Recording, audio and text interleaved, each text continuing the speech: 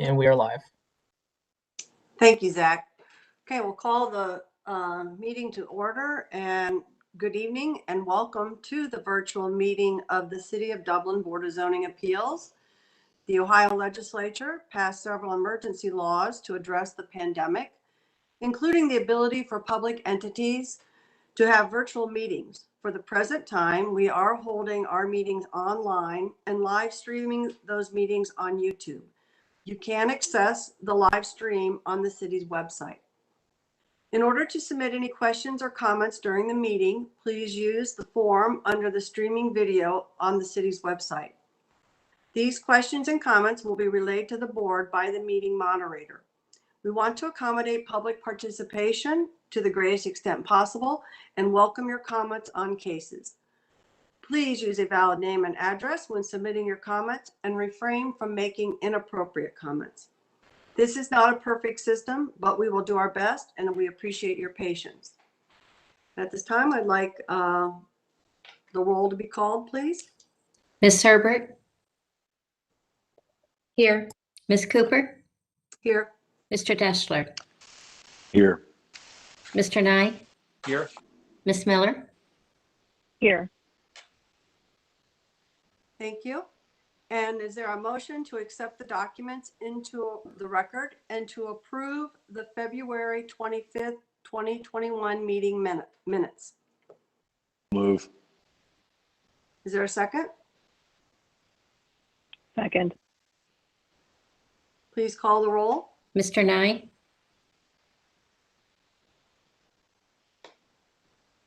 Mr. Deschler? Yes. Ms. Cooper? Yes. Ms. Herbert? Yes. Ms. Miller? Yes. Thank you. All right. Anyone intending to address the board on cases this evening, please raise your right hand and answer in the affirmative. And this would be our applicant, so they should unmute their screen and come back for the swearing in.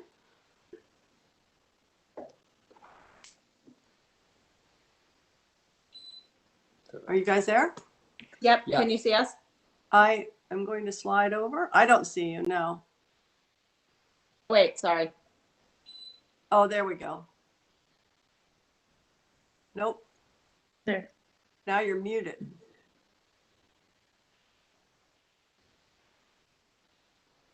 There. we go.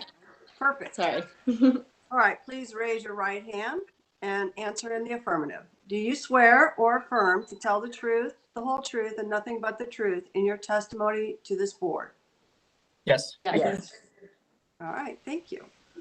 All right, and as Zach explained earlier, he will begin by presenting the case. Our case is the Begley Residence at 6199 Dublin Road. It is case number 21-028V, and it is for a non-use area variance. And Zach? Yes, good evening. Before you tonight is a non-use area variance for the Begley residence.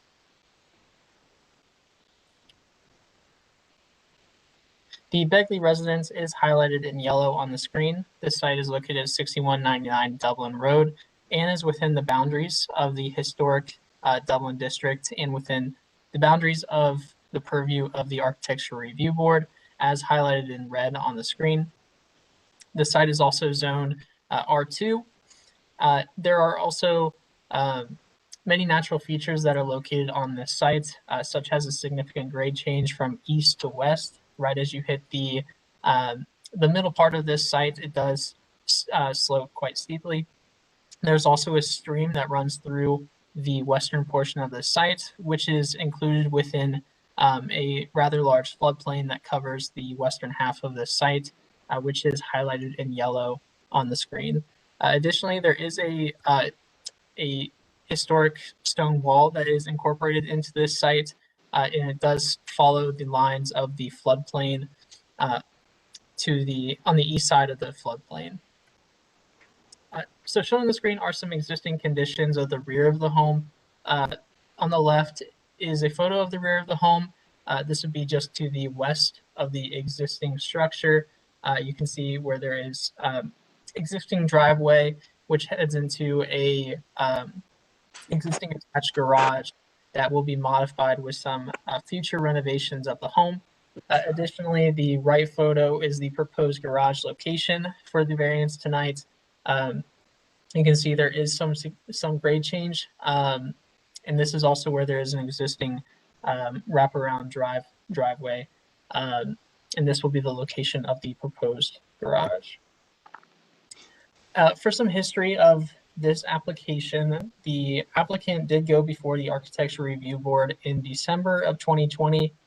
There was an informal review of a detached garage and exterior modifications to the existing home that were included in the review. Overall, the Architecture Review Board was supportive of the construction of the detached garage in the location that it is shown in the current site plan.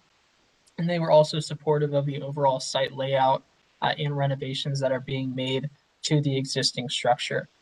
One of the discussion questions was specific to the detached garage and the location that it was in, and the board was supportive of this location. Following an approval of the detached garage from the Board of Zoning Appeals, the applicant would still be required to obtain final approval of all site improvements and architectural elevations by the Architecture Review Board. So there is one more step following this for the applicant to pursue any modifications or any construction. So the applicant is requesting a variance to zoning code section 153.074B5A, which is the requirement for all detached structures to be located to the side or rear of the principal structure on the lot. As you can see highlighted in blue is the location of the detached garage, and it is approximately 18 feet forward of the principal structure. So the variance would be for an 18-foot encroachment into the front yard, or 18 feet forward of the principal structure. The garage is set approximately 47 feet from the property line, which does meet the required 40-foot front yard setback. Additionally, the location of the garage does meet all applicable setbacks and detached garage requirements. The applicant has provided a statement to address their variance request, which was included in the packets tonight. The home was built in 1947, and the applicant has been living here since 2006. The applicant is in the process of renovating their home and their site, which includes converting their original smaller attached garage into living space within the home. The applicant states that they are requesting the proposed location of the garage forward of the structure, as it is the only viable location due to the natural features present on the to the west and southwest of the home. Since the existing home is built into the hillside and there is significant grade change, the proposed garage would also be built into a hillside niche that would screen a large portion of the garage from Dublin Road. And really all that would be seen is the top half of the garage structure.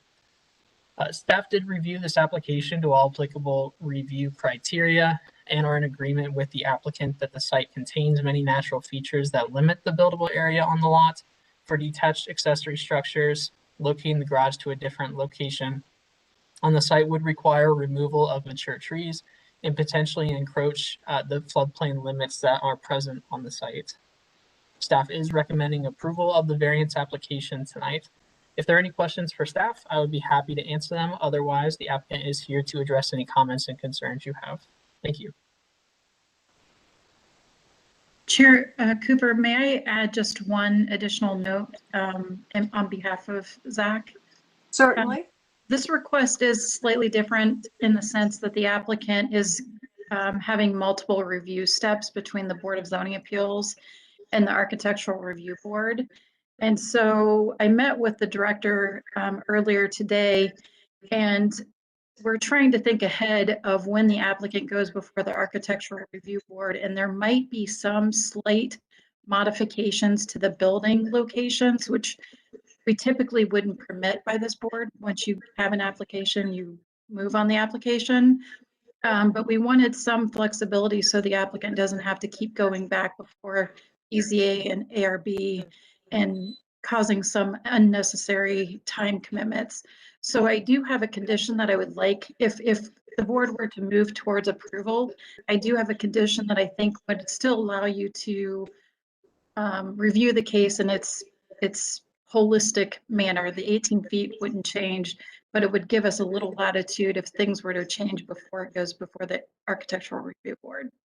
So I would say it's special conditions based on the fact that they are in a precarious position between the two boards, and this just gives us a little security that we don't prolong the process. All right, so we're looking, once we have had our discussion and our review, if there is in fact a motion to approve, we will want to include special conditions that the final plan is approved by the Architectural Review Board within the, you don't have a specific boundary that you want to include. It'll just be something close to what we are looking at, but not necessarily the final.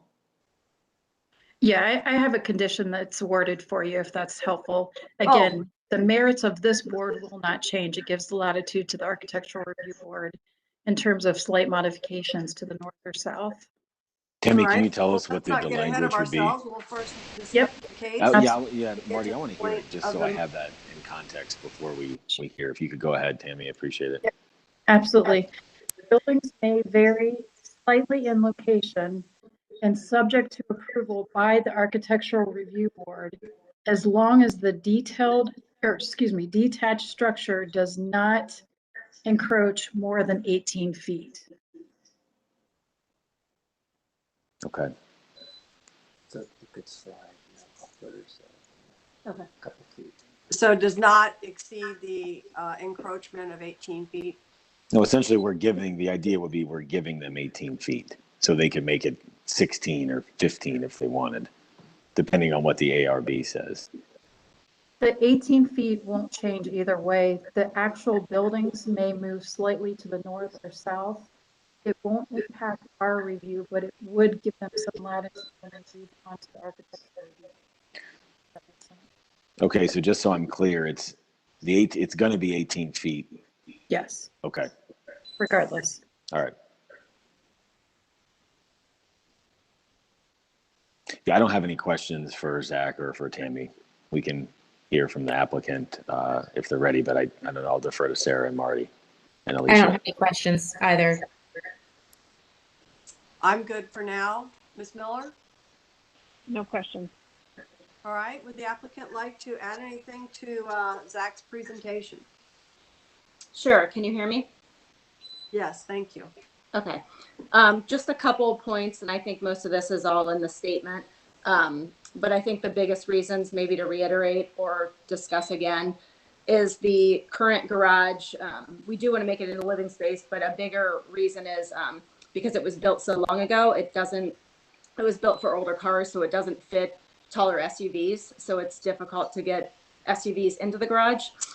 And we also have 5 kids and 2 teenage drivers, so we just don't have enough. It can barely fit 2 cars, let alone an SUV. So that's another part of the reason we want to build on to the garage.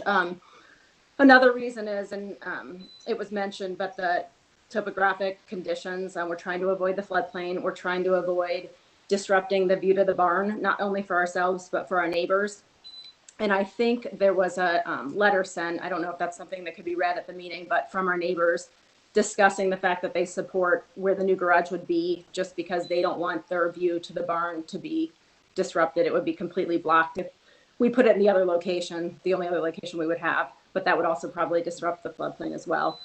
Other than that, we're also doing the detached garage to follow the historic guidelines for the ARB, because they didn't want something that was attached. I think those are our main reasons. Is there anything I'm missing?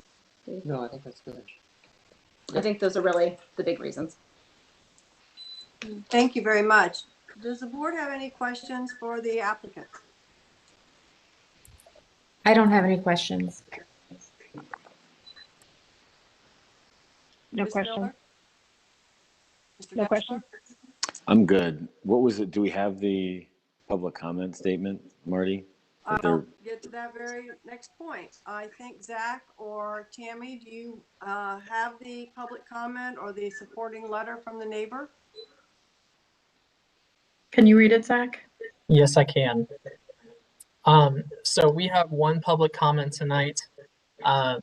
This comment is from Thompson Jane Fox. It reads, please read this letter tonight at the Board of Zoning Appeals. We are writing this to the board in support of the variance requested by our neighbors, John and Lori Begley. The placement of the new garage has been discussed with us, and we fully agree that placement of the garage in the position presented tonight alleviates many of the issues that they have demonstrated. We share ownership of a small pond behind our homes, and the view across the pond into the historic barn would be obstructed if placed behind the house. The topography of the land and stream provide attractive landscape features which we all want to preserve, and the proposed placement of the garage is the most appropriate location. The garage will be almost totally hidden against the hillside from South High Street, as well as from our property to the south. We ask you to grant them the variance request and appreciate your consideration of our comments. Thank you. hey, Thank you, Zach, Zach. I have a quick question for you. Is it fair to assume, and, without knowing specifically what the ARB requirements are, it sounds as if that based on those requirements, they had to have a detached garage. Is that correct? So to kind of get into the guidelines of the historic district, historic properties have generally been, and this is still the intent as well now, is to encourage detached structures, as attached garages were never, historically, they were not considered with many of these homes. So the ARB does encourage detached structures, and that is part of the reason why they were approving of the location that they're showing today. It sounds as if what the applicant said is accurate, that this is really the only location that the detached garage could be. Are you in agreement from the city's perspective? Yes, that is part of our review of this application. We are in agreement. Okay. I don't have any additional questions. Thank you. Any other questions from the board members? None To from the me. applicant or to No. our staff? None here. No. No? All right. I think we're ready to proceed. I would like Tammy to restate the special conditions that is being proposed for the approval of the variance that staff is in support of. Absolutely. This would be the one condition that we would be asking for is that buildings may vary slightly in location, excuse me, and subject to approval by the Architectural Review Board, as long as the detached structure does not encroach more than 18 feet.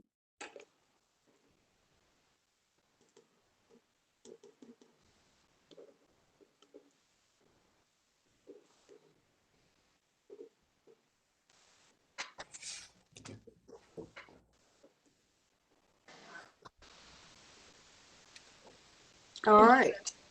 So I believe basically we would be looking for a motion to approve or disapprove the variance to the zoning code section 153.074 B5A to permit a detached garage to be located 18 feet forward of the principal structure, as long as, and with, I'm bungling this, of course, with the building final location may vary slightly, subject to approval by ARB, and as long as the detached garage does not encroach more than 18 feet forward of the principal structure. Oh, you put Thank it you, up. Martha. I apologize for putting you on the spot, but thank you. I'd like to make a motion to approve. I think this application meets the standards in the code, and I'm supportive. So I'd like to make a motion to approve the variance as stated by Marty. I'd second that. Ms. Cooper, Yes. Mr. Dashler, Yes. Ms. Miller, Yes. Ms. Herbert. Yes. All right. Thank you so much. Your variance request is approved, subject to the conditions outlined, and you are ready to go back to the ARB. Thank you all. We appreciate your time. Thank you. Thank you.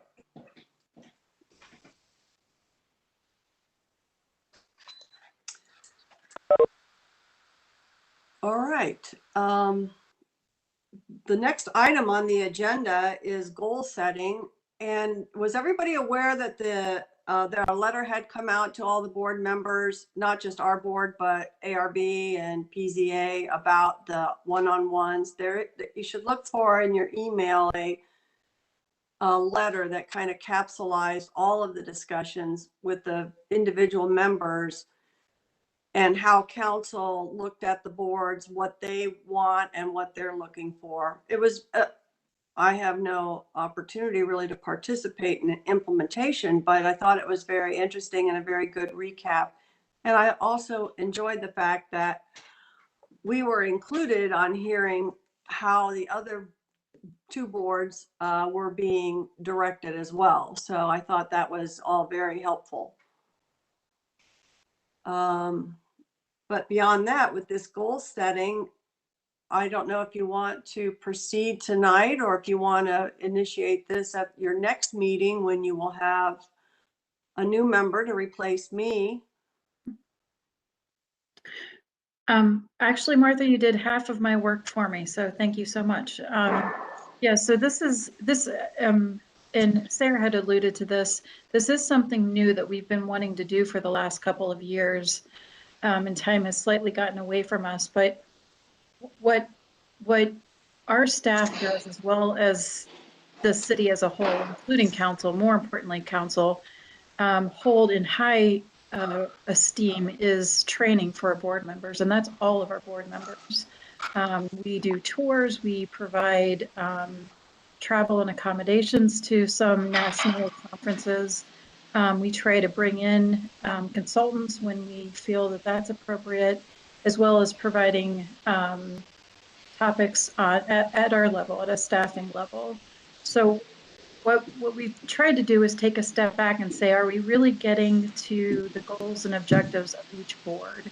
Are we assuming what we're giving you is what you want to hear, or are there other things that you might be interested in? So holistically across all of our boards and commissions, we're asking these questions, and they're 5 relatively small, well, that wasn't the right word, 5 relatively consistent questions about what you would like to see in the future for the Board of Zoning Appeals.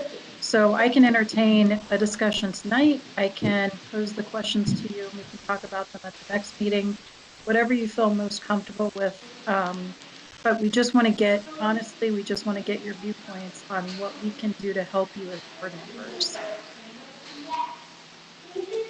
So I guess I would pose the question, let's just say by a show of hands, would you like to discuss tonight or would you like to discuss tonight?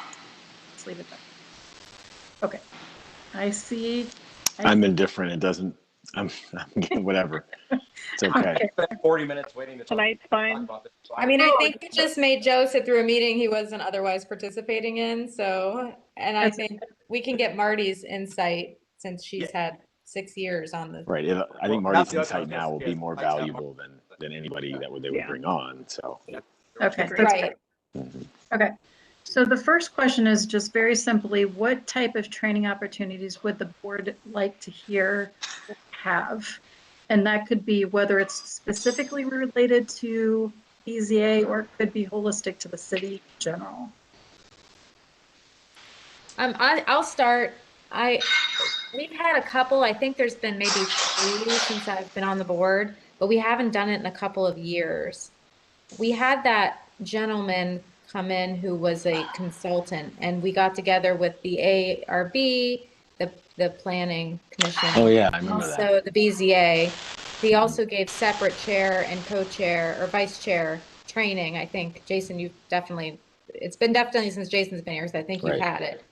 And I thought those sessions, obviously, we're not going to be able to have them in person, which really sucks probably for a while, because it was really great to meet all the other members and what they do and kind of learn collectively all of our different roles. But that was really helpful to have that exchange of ideas and information and questions. And that particular consultant, whose name escapes me, but it was the same one every time. He was out of Cincinnati, I think. Yes, Cincinnati. He is really good. He's really top notch. And I just, I think making that a yearly, we probably got away from it because of the pandemic, but making that definitely a yearly thing.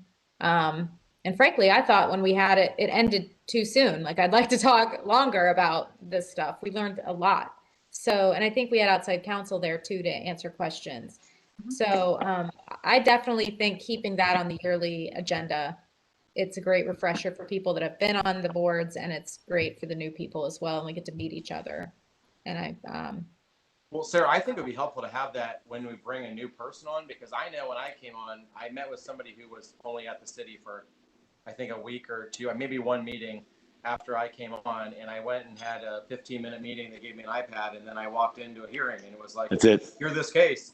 Same as what it was for me. Yeah, it's like, what do we do? Here's your iPad. Good luck. It's like, all right, this is great. Here's the code. Yeah, there was no. Now there's a Zoom recording, so you could watch one. But I mean, I went on and read the notes, but I had no idea who did what, where.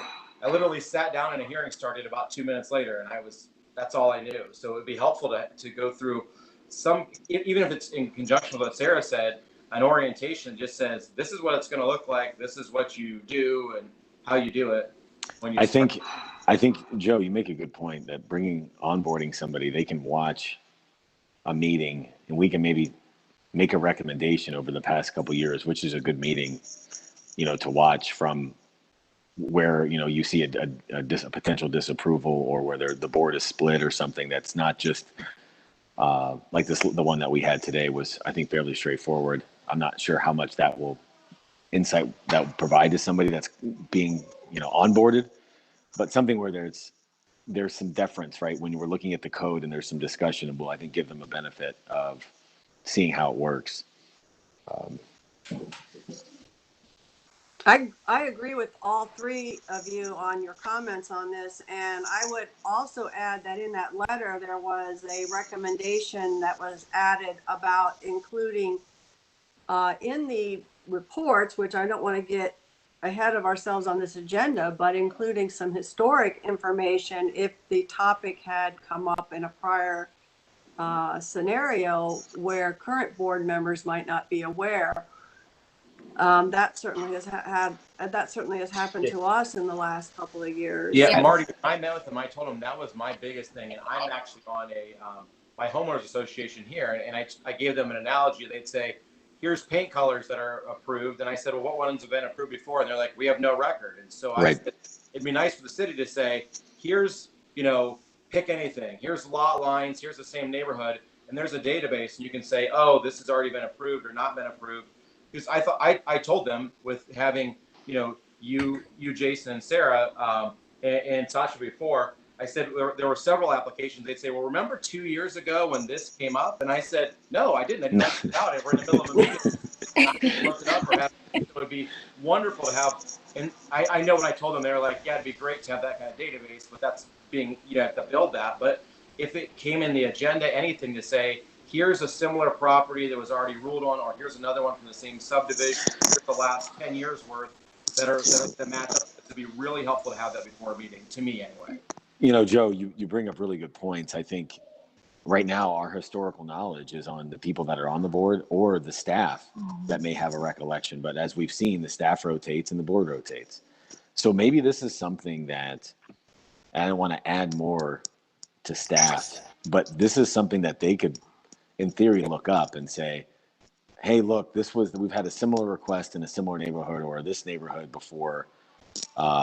Here's what it's done. And maybe that comment can be a separate document or something. It doesn't, it can be part of the documents. I don't necessarily need to be in the, the evaluation of the report that's put together, but some kind of information that says, hey, there's, or even beforehand, so we could look up the cases ourselves to determine whether or not they're equivalent, or there's differences that we can try to find if either way from a approval disapproval standpoint. And Jason, that's easy. We do that as part of our analysis to begin with. So we could do it a couple of different ways, and I probably have a little bit of preference. We could include it in your packet information and just title it comparable cases or historic. That'd be great. Or something like that. So you can, because all cases, I will say in fairness, the idea of variance is there are tweaks and uniqueness to each case, but there are some commonalities, right? I mean, the case we heard tonight, we have heard similar cases. Right, a detached garage on a property that doesn't fall within necessary, it falls in different, it's not in the subdivision, right? We had multiple ones back to back off of those homes off of Bright Road. I remember within the last couple of years, those large homes that were bought by new owners, and there's no room for garages, similar to what we just had.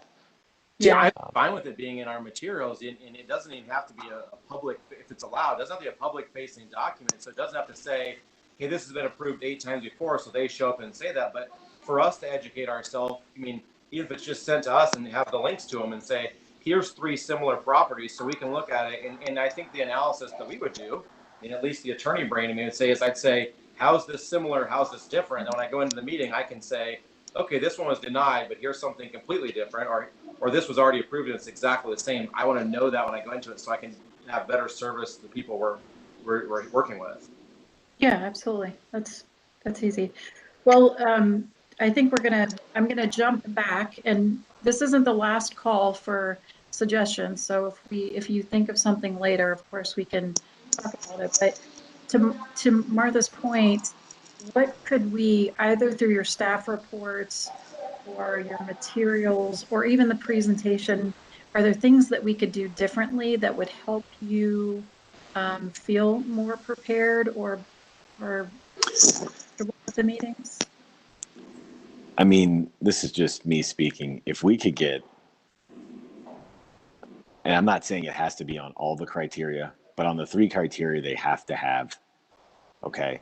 If we could get, sometimes I think there could be some additional analysis from the city's perspective. That's just me, especially seeing sometimes what the applicant puts in and then seeing a summary. It's a little too succinct, in my opinion, for something like that. You can do it for the presentation, which is what I think you've done. When you're showing the PowerPoint or what have you, when you're for the meeting, it's in and of itself. But I think the report that comes out could have some additional analysis of why or why not it's meeting the 3, what I'll call the critical criteria, that they have to have all 3 of those. I just think there could be some additional explanation and analysis from that standpoint. I have a comment on that, and that is just to be careful not to, in other words, sometimes we go against the staff. And if you are asking them to definitively take a position on what they think, how those criteria are or are not met, you could be really setting up more of an appeal situation, because of each board member is going to look at the analysis and determine whether they agree or not if the criteria have been met. Right. As well as with historic information. But an historic site or historic case does not necessarily control both in approval or non-approval of the case before the board. And there is a famous quote from a prior board member when I was on early on was, well, if we can't grant a variance, what are we here for? So I'm just saying that was kind of humorous at the time that he said that, but we had a split vote that night, but we did support the variance, and it was I don't know, Tammy, if you recall what it was, if it was a fence thing or not, but one of the things is I just want to be cautious about boxing the board members in with definitive, okay, you're reversing this or you're, in other words, those to me seem like things that are reasons why we have discussions and with amongst ourselves, with the staff, with the property owner. And things come out about why that is or is not the actual, circumstance or supporting criteria. And I would just be afraid, particularly if because we have the opportunity to question staff during discussions, and we have even had the opportunity to have cases that seem to be going one way or the other to be tabled because of those concerns. So I would just be cautious about pinning down too many absolutes in the staff and let the discussion take its course. That's my opinion, and I've expressed it, and I won't be here next month to tell you what I think. But I might have a compromise, because I really like what you said, Martha. So we make an analysis, right? We staff. And, there have been occasions where even the applicants have brought up points that were like, oh, okay, that didn't come across either in our analysis or the one piece of paper that they give us to support their application. So what we could do is we could use the chair agenda. So for everyone's knowledge, we give a chair agenda that shows these are the steps that we can take. What we could do is, so let's just say we're recommending approval for sake of argument. We write out, if you approve, this is your verbiage.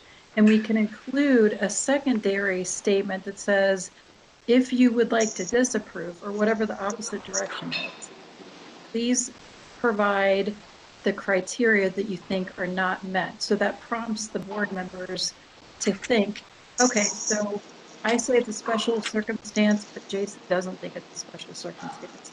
That's fine, as long as we put that into the record. Do you think that would do you think that would help? Allow conversation, but keep us on task? yeah, I think having that, and then, in the current agenda, it comes out with a motion to approve proposed language. In this case, it didn't even have the special condition because that came up later. But in the and I get this printed out. I pick it up from the city because even with my laptop and my phone and my screen, I want to be able to read this text. So whoever's the chairman, I highly recommend you go pick this up in hard copy or print it off, however you want to do it. But I do think that that's a good point, that you could have both, and we've had them split. We've had them come in as a motion for a variance where we agreed on one part of the variance and didn't agree to the other part of the variance. So that's another option that can come up. So I would support that as an idea, is to put in, proposed language for either approval or non-approval and specify the reasons why it wasn't being approved. Or in the reverse, if you have one you're not recommending for approval and they've taken the appeal, then you have a scenario where if you approve, you need to identify how these criteria were in fact met. Yeah. So Jason, I wholeheartedly agree with you. We can do a deeper analysis. Sometimes we have created, I would agree, we've gotten a more simplified, I guess, report. And we're glad to give you all the information that we need. We can do both of those two things. And if you find in an upcoming meeting, Sarah, I feel like you're going to say something, so I'll stop talking. Well, I kind of wanted to dovetail off what Jason said, because sometimes it feels like when you have, and this is really a question for you, when you have determined that you're going to recommend disapproval, do you ever contact, I'm sorry about the children screaming, the applicant and talk to them about that and kind of have a dialogue first? Because sometimes it seems like they come in with totally new information, or just like you said they say something and you didn't even know that. Is there a dialogue when you recommend disapproval? Absolutely, always. First and foremost, they always get the report. But in the case where we wouldn't be supportive, usually we've met with them. Honestly, we meet with them before they even submit. And if we think that there's an indication or even a precedent, like you said, that has historically resulted in a disapproval, we're very, very forthright about our recommendations. And quite frankly, we do try to help them even prepare themselves accordingly. Like we think these are your stronger suits, they're your stronger characteristics that you may want to highlight. I mean, we do help the applicant prepare to the best possible way they can, without actually advocating for them. Maybe it's something where this is what Sarah was saying, that we could, if you're going to recommend disapproval and you've had additional discussions with them, perhaps that can be a little more detailed in the report, saying we've had discussions, we weren't able to come to agreement. Here's where we weren't able to come to an agreement. I mean, we just had this one. It was the one with the pool, right? I mean, you recommended disapproval and we put it through because we did the analysis and felt that, based on the code and whatnot, that it was the egress door didn't. Yeah. I can't remember specifically, but it was they wanted a couple variances and we allowed them one of them, I think. But something like that maybe will provide additional background for us. Now, look, it doesn't mean that we're not going to question the applicant or the city about those discussions, because we will. And then going back to what Marty was saying, we're going to question it anyway. I think sometimes the more information, those larger reports, just my opinion, I don't think it necessarily will create an additional potential for an appeal by having the information further explained. I don't even know. I mean, when's the last time we even have been subject to an appeal separate? I mean, Tammy, do we even know? Well, it hasn't been since I've been on. Yeah. Marty, have you had any? Do you remember where it We went to had the one court? big one that was. That was the Brand church or something, right? Or something like that? That was the demolition on Brand Road, right? Yeah. Yeah. Yeah, that one would have gone to, yeah. But we had another one where there was a split decision on the variance request it was a fence, and it was one that backed up to Sells Mills, and that was early on when I was on the board. And the requirements are that you have to set in from the property line. In this case, it was creating a preferential path for all the kids to cut through. Yeah. And we allowed the variance to allow the property owner to attach his proposed fence to the adjacent property's fence, which was on the line and predated the fencing rule. But we did not allow the fence to encroach into the rear setback of the city. So that was a split. I mean, and that was a split vote on the approval of the fence, allowing it, because I was so familiar with that property area myself because it's close to where I live and where my kids went to school. But our board did not vote unanimously to approve that variance on the attaching to the adjacent, but we did approve it.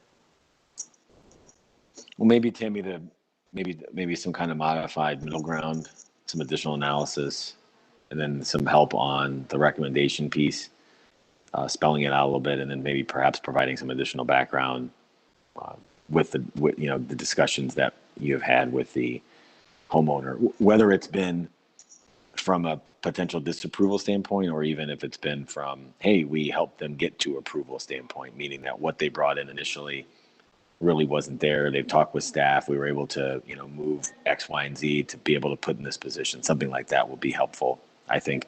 Again, we would probably ask about it most likely, but it's also helpful to see it initially from a streamlined efficiency perspective, I think. And I'd like more pictures in the staff report. I think that would be helpful. That's just me. it seems sometimes there's just a lack of photos. Like today, Like today where they had the backyard and yeah, I the, was like, there could have been, we could have had 7 or 8 really good photos of that area. There's 2 that you showed. And then the one, their design drawings, which were fine that they submitted. I'm not necessarily certain that showed specifically, you know, what the current condition is and what the anticipated condition is. Just some perhaps on-site photos would be helpful. Now, look, we're all going out there, we're all taking a look at it ourselves. But sometimes when we're having discussions, it's easier to point to photos, especially if they're submitted within the record. So, well, Well, and particularly sometimes it's hard to see those backyards when you're driving by, so. and I did not get out and walk around this property this time. I have gotten out and walked to properties, the one that was under a lot of construction and no one was actually living there at the time. I got out and walked around, but in this case, because it was already 40 feet back plus for the house, you don't have a real good idea of where that we'll garage sit, was going right. to sit. So the pictures helped a lot. I appreciated seeing those. Just to clarify, Jason, are you looking for more existing condition photos in the report, or are you talking presentation or both? It's as long as I can, I think it's, for me, it's a lack of what I'm being provided from a material perspective. So if you want to put them in the report, if you want to attach them, that's fine. If it's going to be a separate submission of photos, current condition photos, I think that's helpful. Look, there is some reluctance to go into somebody's backyard. I mean, look, I've done it. I've been asked, what am I doing? And then obviously you don't want to have a lot of discussion with the person because, that was one of the things we learned at the training. It's like you're trying to limit your discussion. You're like, oh, I'm with the BZA, I'm going to be judging you on this patio. So it's just, it makes it a little less awkward if we have, we can drive by, see it from the front. If we need to go in the back, we obviously can, and I've done it, but it just, sometimes that's helpful. It's also helpful to point to certain photos if during the presentation, if we're asking the applicant or staff, like, hey, if there's a certain area we're concerned about and we have a photo of it, that's great. Yeah, that's a great point, and I think Tammy and I can certainly do that for future applications. I know previous planning applications before we went virtual with our applications, it required the property owner to sign off that city staff was allowed on their site to take photos or visit. I think that's still the case with them, but we can we can certainly provide that. That should not be an issue moving forward. Perhaps that's something that you could add to the application. So you just add a line in the application when they're submitting their application and say, by executing this, you're permitting the city and staff to enter your property to take photos with regard to your case. Then you don't have to get a separate. It's going to be right in the notice and knowledge on the application. Yeah, it's actually part of our application now. And in fact, it's required to be notarized, so we There can you do go. it. Awesome. Good suggestions and good resolution of that. What's question 2? We've skipped all. What are we on? Where are we? We've skipped all around. We're way past 2. Oh, good. I guess, let me ask you, I'm going to go off script, Marty, just a little bit. Are there other things about city projects that you would like to know about? And I'm not trying to prompt you, but we do mobility, we do long range planning, we do sustainability. If there's things that are occurring in the city that you want to know more about, if you bring that to our attention, we can make sure that we bring staff to these meetings to help you. I mean, again, it doesn't have to be directly related to the Board of Zoning Appeals. It could just be education. So I guess I'll just plant that seed. But if there's something that you can think of right now, I'm all ears. I personally can't think of anything. The city of Dublin is pretty good about putting information out on their website as well on various board activities, hearings, etc.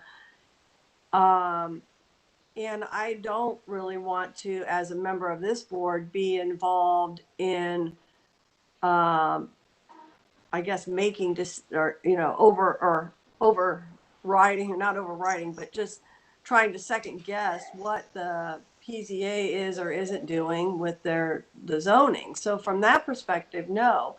But in general, and I think this board is more confined in what its activities involve versus the other two, particularly the PZA. They're all over. So I'm sure they want to have a lot of information from the city about where things are going before they, tackle any zoning law changes, et cetera. Whereas our review is more or less of things that already are in place and how is it compliant or not, and is there a sound reason, check, check, check, for the criteria to allow the variance. But if I think of something, on me, I'll just call somebody up or shoot them an email, because now that Zach sent me stuff on my Marty Cooper 05@gmail account, I've got all your email addresses. So, Tammy, with regard to your question, I think Marty made a great point that the city does have a great website where we can find most of that information. It's all public record anyway. The state of the city would, I would attend how many years I attended that. That was really enjoyable. Obviously, with COVID, we're not able to do that. I know they sent out a video. I haven't watched it yet. That was always a good source of information. I honestly enjoy getting all the planning reports and the architecture review board stuff and the planning and zoning, all those materials that are sent from an agenda perspective and what's going to be up. And then I can look at that and kind of know from a holistic standpoint what those two other boards are looking at. And I do. That's very helpful to me. I agree So with that. I hope that continues. That's just my perspective.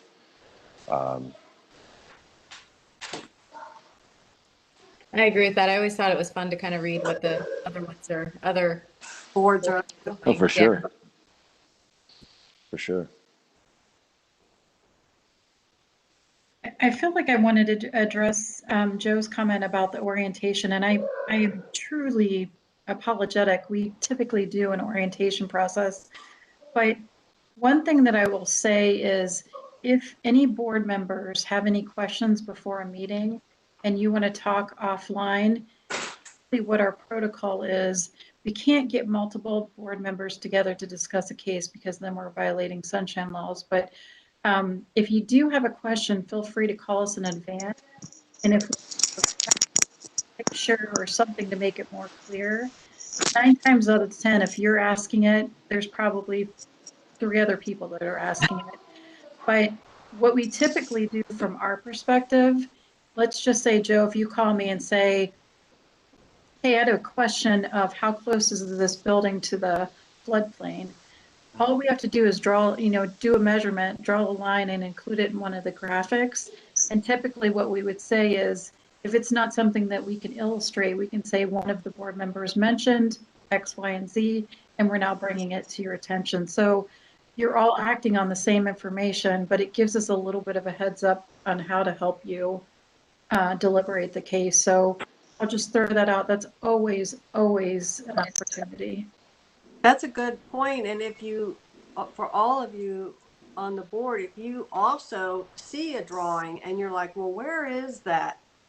Call up and ask them to add it. That's an excellent suggestion, Tammy, and an excellent way to address it is have it added as either if the official documents have already been sent out and it needs to be added, then add it as a new document by adding that line in, or at least get it into the presentation part. I know there's certain requirements that you have to send out, your notice, et cetera, of your hearing and have your records available to the public. But I think that was an excellent suggestion about being able to add something, floodplain line, a encroachment line. And you guys have always been very good at marking those with the different colors. So I've always appreciated that when we're having a discussion.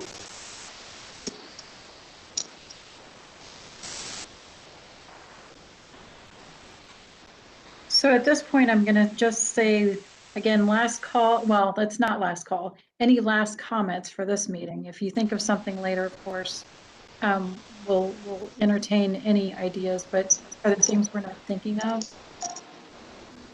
I don't have any additional comments. I think a lot of great ideas were raised by everybody, and it was good discussion. Thanks, Tammy and Zach. I'd And like to Marty get for back all to of your input in-person and your, meetings. yeah, and thank you, Marty, for all of your service. Thank you, My Marty. pleasure. It's been a lot of fun. You may see me around again. We'll You see never you at the know. Irish Festival. Come We'll, back we'll, to the we'll see you at the library. Irish Festival, right? But for now, I just couldn't, like, I just was like, well, let's sit back for a minute. And it's been a lot of fun, and I really do appreciate it. The next agenda item before we conclude is communications, and I don't know if you have any additional communication, Tammy or Zach, that you want to share. Zach, I was just going to mention our personnel changes. We do have some staffing changes. We did recently hire another senior planner. I don't know if you've been introduced to Nikki Martin. She's currently a planner 2 within our division, and she's been promoted to a senior planner. We've also extended another position to an applicant. We're still concluding our discussions with the applicant, so I'll say to be continued, but we are trying to fill some positions. So we look forward to having new staff members and new people in front of the board. And has council selected the new board member? Well, yes, they have. I've yet to get the resume, but I will gladly introduce, and I can tell you there will be an orientation this time. So I will never miss this again. Yes. I have one also very minor question. Who should I see to turn in my iPad? It's a gift for you to keep. Cindy is our receptionist. To the building, you can come pick it up, whichever your preference is. Just drop it off at the building at the receptionist? I Mhm. didn't know if I had to turn it into Bruce, or I didn't know who. No, Cindy will make sure we get it. Okay. All right, I'll do that. But truly, Martha, it's been an absolute pleasure having you on the board. I've enjoyed your discussions. It's always a better discussion when you're part of it. So thank you so much for. Well, thank you. I'm blushing. Thank you very much. It's been a lot of fun, and it's been my pleasure. So Yeah. this We'll was miss your something leadership. right up my bailiwick. I loved it. All right, guys. Well, maybe I'll just show up at one of the meetings when you get back to live meetings, and I'll just come in and start raising a fuss, have my Do it. placards up, and Let's do it. Anytime. this is outrageous. Please. And then when I see you around town, please say hey, wave to me, and I'll wave back, or I'll wave to you first, or run you off the road, or whatever I have to do to get your attention. And hopefully we'll be back to doing the things Dublin does best, like 4th of July and Irish Fest and all of these fun things that we haven't been able to do for over a year. Yeah. Correct. All We'll right, get well, there. take care. And All I think right. that's it. If there are no further questions or comments, the next meeting is set for April 29th, 2021. If an application is submitted, you guys don't know yet if there's one. Not yet. Okay. Well, thank you very much. And Okay. this meeting is adjourned. Okay. Bye. Bye, Marty. See you. Sorry. Bye, Marty. Thank you. Bye-bye. Thanks, everyone.